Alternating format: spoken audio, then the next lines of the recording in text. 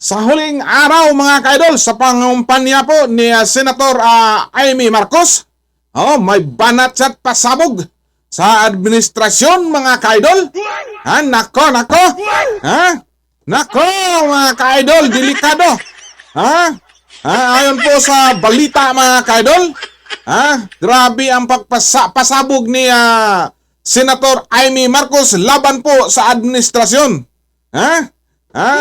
At sinabi niya mga kaidol na ang administrasyon ngayon mga kaidol ay hindi administrasyon sa mga Marcos.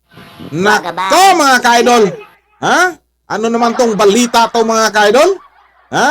Grabe ang pasabog niya Senator Amy Marcos laban po sa administrasyon sa kanyang kapatid mga kaidol.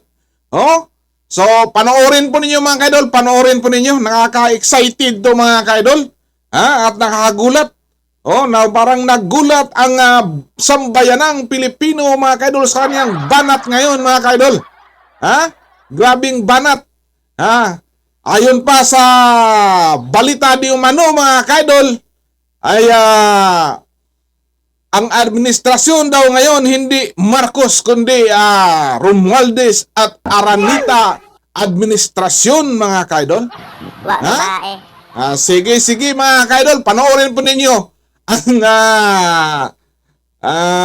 message ko na pamahayag po ni Senator Amy Marcos. So nakakagulat to mga kaidol, pero panoorin natin.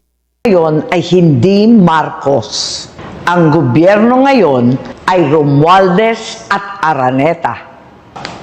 Payo ni VP, magpalit na raw ako ng apelyido. Sagot ko, Inday, hindi ko kailangan magpalit ng apelyido. Marcos ako. I'm me. Ako ay ako. Ako ay si Amy Marcos.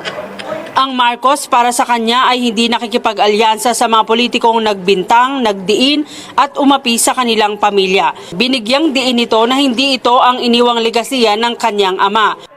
Pag Marcos ka, hindi ka makikipag-alyansa sa mga politikong nagbintang, nagdiin at umapi sa iyong pamilya. Hindi mo kakainin ang isinuka mo para lamang sa politika. Hindi ganyan ang legasiya ng aking ama. Patutsada pa ng senadora, hindi na lang bigas ang inaangkat ngayon, kundi pati hustisya at jurisdiksyon. Imported na ang bigas, imported pa ang hustisya, kaya malinaw. Ang gobyerno ngayon ay hindi Marcos. Ang gobyerno ngayon ay Romualdez at Araneta. Babae.